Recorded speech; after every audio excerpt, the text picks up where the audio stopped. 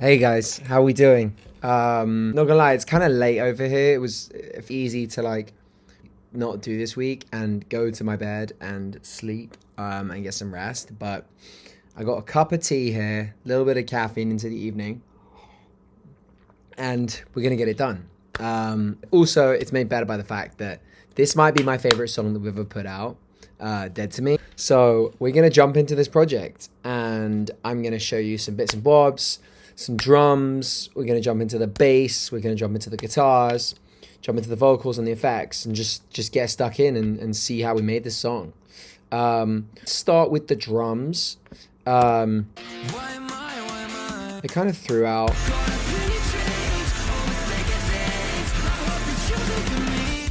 So with the drums, I'm the biggest fan of Superior Drummer you could ever know.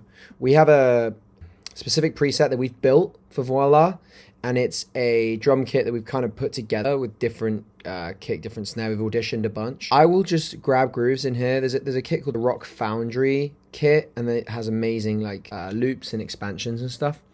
And I will just grab like something that I think is close and just pull it in and put it in here, and then basically use that as the starting point and then carry on from there.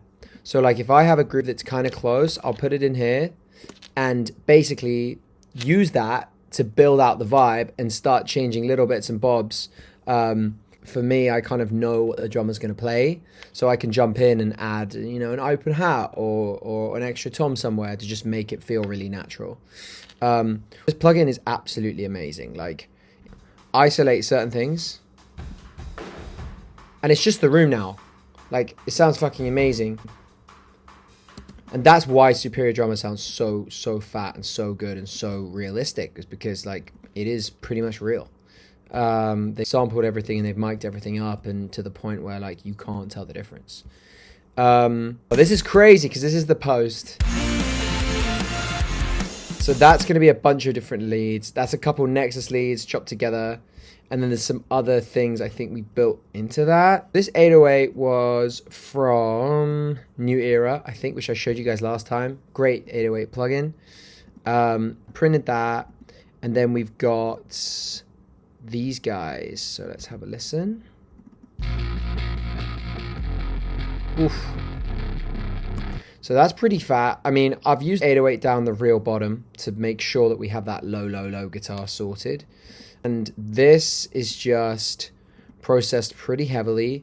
Helios is giving it a bit of push around 700 hertz. It just pushes it through. It does a nice thing to the bass tone. And this is an amazing limiter.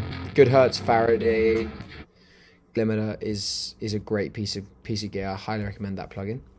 We got a bit of kickstart to make it bounce a little bit. And then we've got this. This is interesting because it's basically just a really short stubby bass, and I've taken a bit of the mud out to just make sure it's like still stabbing nicely, but it doesn't have too much of that low mids that, you know, I just hate. Into some of these guitars then. So basically what Trackspacer does is every time this vocal comes in, and especially in the choruses, it ducks down the guitars. That will be ducking down the guitars. There we go. See? So that is just a great tool for creating a bit of space in a mix and not having to carve out frequencies, because again, it's dynamic and it just gets rid of the frequency when it actually exists. But at the same time, then it puts it back to its normal state when that vocal stops, which is super helpful.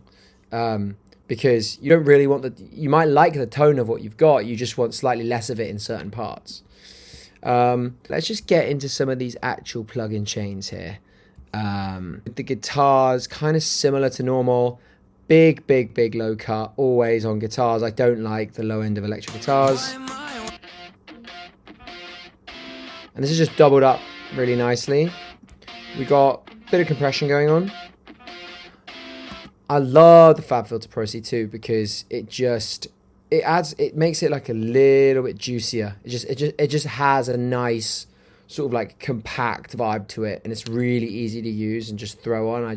I just pretty much throw it on all the guitars really quickly. This again is bugging out on me, but it does a lot for the tone. It brightens up the guitars in a really nice way that doesn't get too harsh. Okay, so yeah, low guitars gets added in second verse with kickstart to make it nice and bouncy with the drums. Slightly dancey when we're there.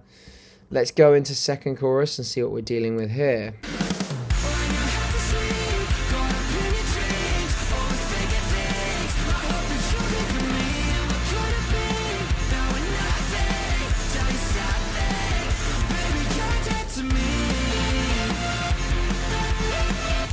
Okay, so this is super interesting.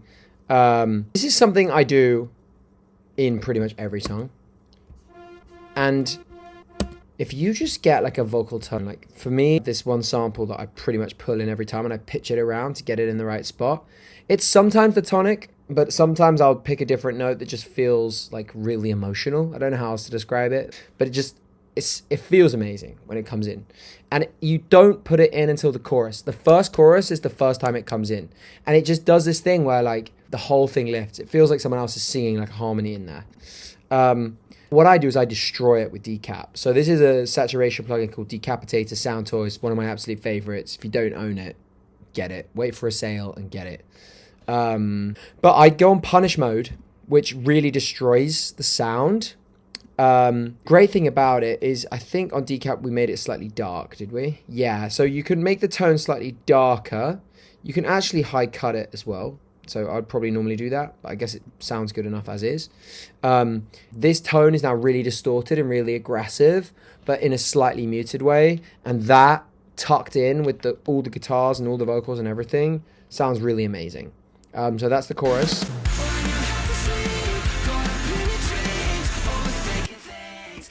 So let's jump into the BVs. So like this is not the tastiest thing on its own, I'll be honest. I've probably gone through a vocal line and like really got them spot on in terms of timing. Choruses, we want them to feel really big. So I've really compressed the BVs quite hard individually in their tracks. And that's heavy too here. This is Compressor from Waves, which is amazing. Channel EQ, just rolling off some lows, taking off some low mids as well to get that out the way. Again, limiter, I am a man of simple pleasures. I like plugins, the same plugins every time. This is a good one. So these are two problem areas to me. So in BVs and almost in everything, there's the low mids that I don't like. Hate that. Don't need that. Get rid of that. And that's another thing. In the BVs, you kind of want them to like feel like glue and feel nice and warm and sort of like cushioning the vocals and cushioning the guitars and stuff.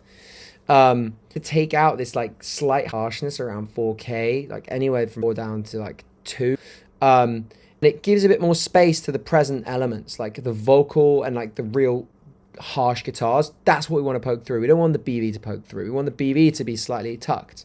That's what I'm doing here is I'm just getting rid of a bit of that stuff from the backing vocals so that the other elements can poke through.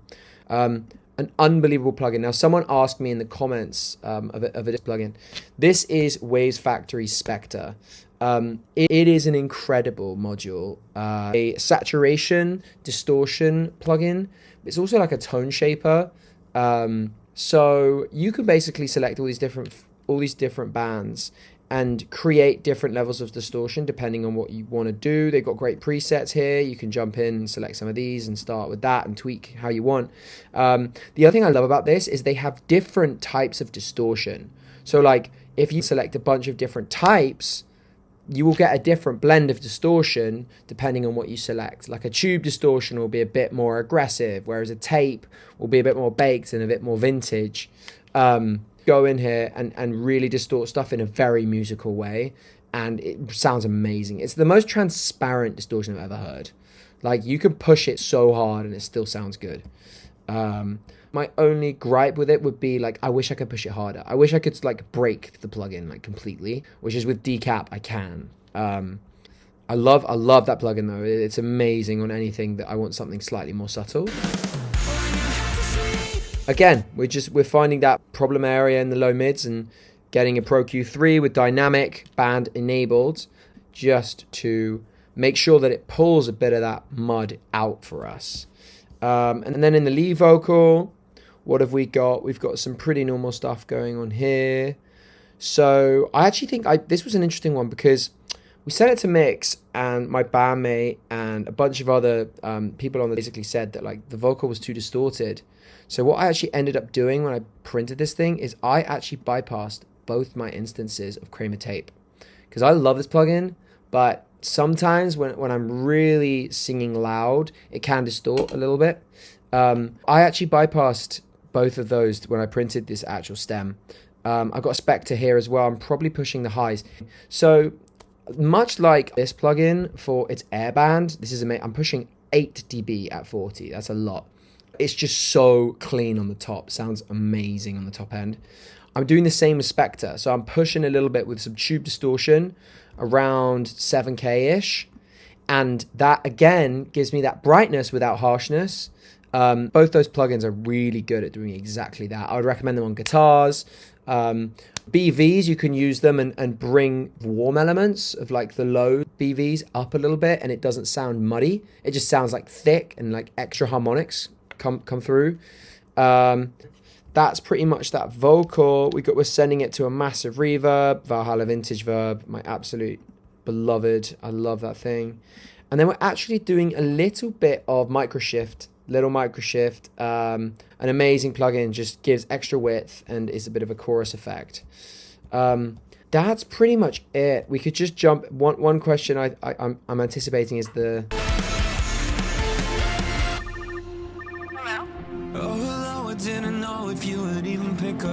So this was a Luke creation. He basically was like, hey, can we get a telephone sound? And like, I want to write this over the bridge. So we literally went into Splice, found this telephone sound, chopped it up, and Motorola generic, look at that. And we literally put it in the song. And I think it sounded really quite cool in the end. Mad ideas from Luke, and I'm like, I'm not sure if I can do that. But we go for it, we try it. And this one came out cool. Got some rises and stuff. Pretty standard stuff. I'm just going to go to the mix bus and just see if I did anything special here. No, I think it's probably pretty standard. Just a little bit of 1 dB at 12K and 1 dB at 100. It's like the smile curve, just a little bit extra low and a little bit extra high. This is a great preset and a great plugin for like blending a vocal into a track. Okay, so A is basically just a little delay, and it just goes like ping pong, like that. So like it sends a vocal go ga ga, and what it does is like that you feel like it's actually in a room, or like it's kind of in the room of the track, if that makes sense. And just sending a little bit of that in the verses and in the hooks just helps to blend the whole thing together. So I got a bit of Soothe on here, absolutely classic. For this plugin, sounds amazing all the time. Then what's quite funny is I did leave the Kramer tape saturation on the verses. So we've got a slightly more distorted vocal in the verses versus the chorus. So the chorus is slightly cleaner, slightly crispier, and slightly clearer. And the verse is a little bit more distorted. But yeah, guys, that's pretty much the track, I'll be honest. Hope this was helpful. I will see you again next week. Cheers.